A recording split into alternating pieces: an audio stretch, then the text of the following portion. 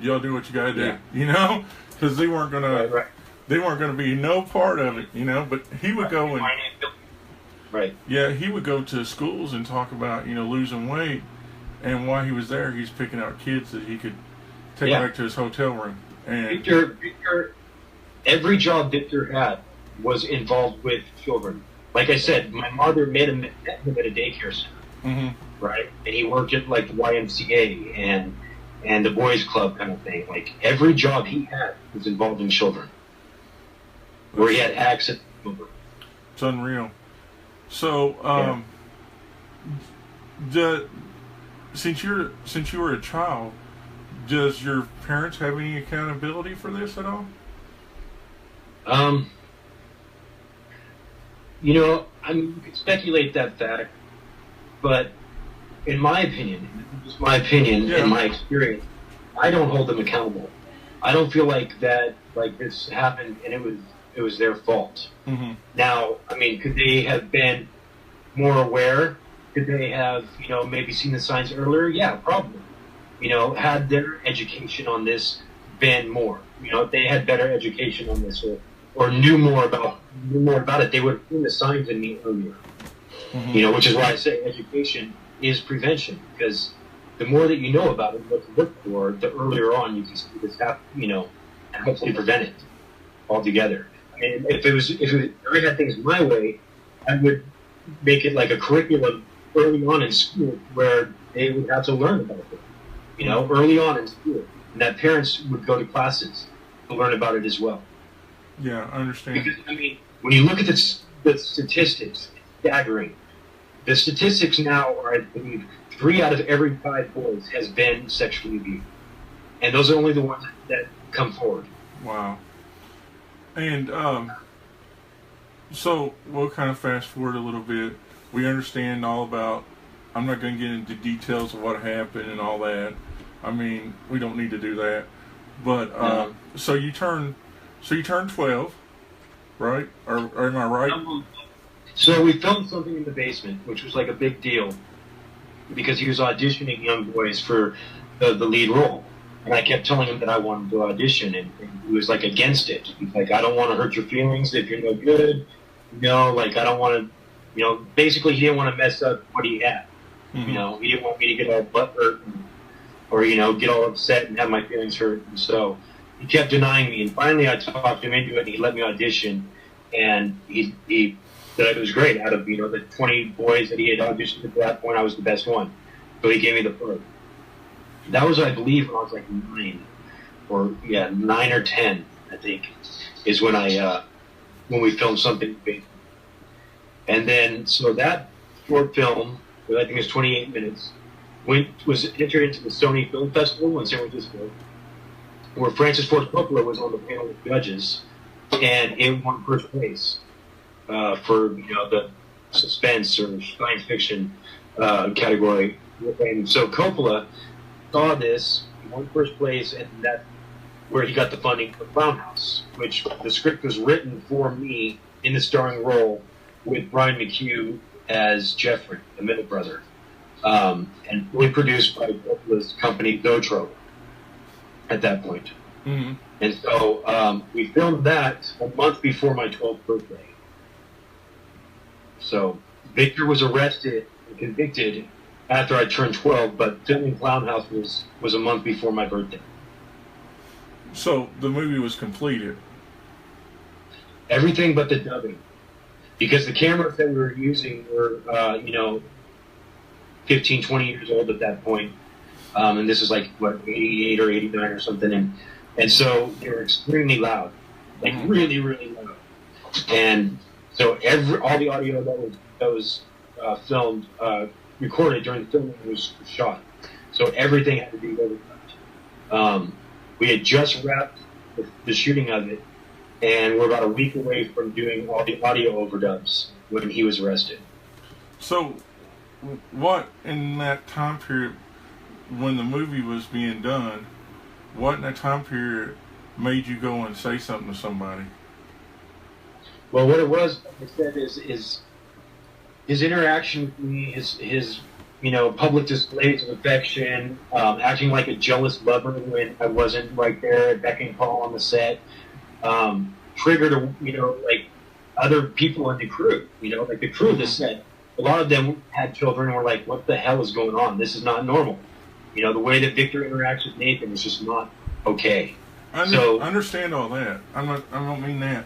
I mean, how did it come up that my Victor mom just started pushing on me, pressing, asking me every single day if Victor was touching me or if he had ever touched me.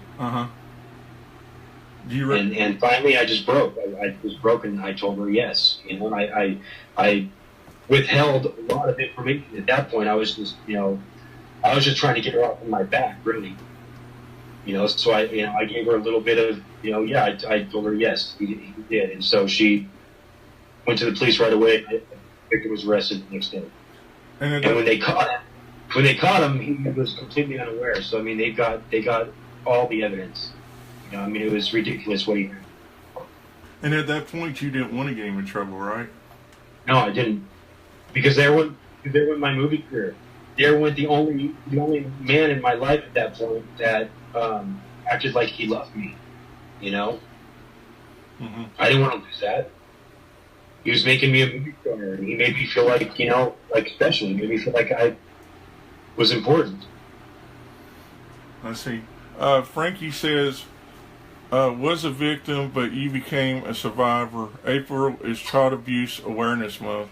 Thank you for your courage and hope it helps others too. I can't read the rest of it, but pretty much he's saying that he appreciates your courage to do this tonight. Thank you. And stuff, and hopefully it'll help somebody. I would hope that anything taken from anything I have to say is total encouragement. That as a victim of abuse, you have nothing to be ashamed of. I stand here with my head high, and I have no problem speaking about it because I have learned through therapy and through the years that it doesn't matter if it felt good. It doesn't matter if I liked it. None of that matters. The fact of the matter is I was manipulated by a grown adult as a child. Yeah. And there is no shame in that at all.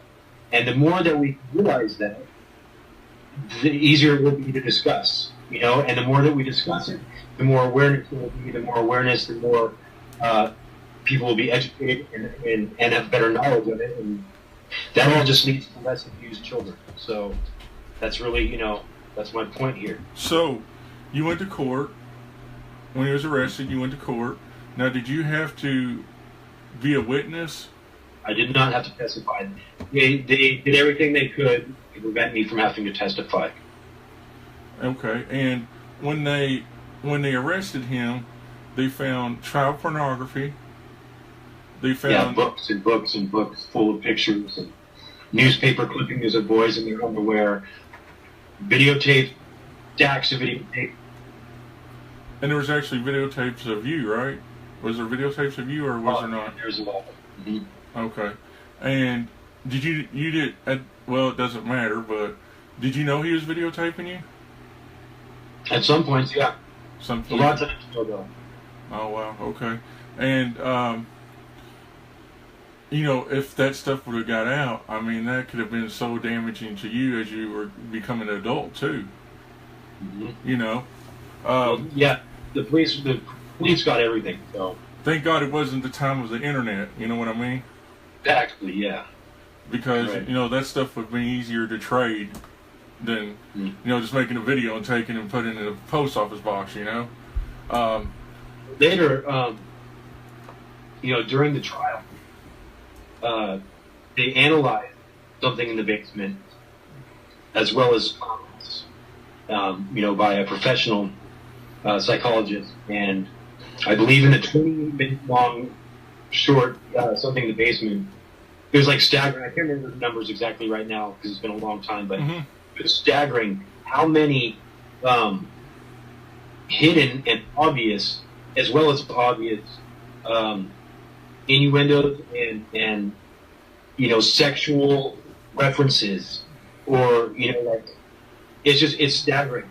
And I watch TV or movies, and it's like it's just gotten out of control when it comes to what we're allowing the children to watch. Yeah. You go watch a movie that's meant for children, and it's like all the jokes for adults.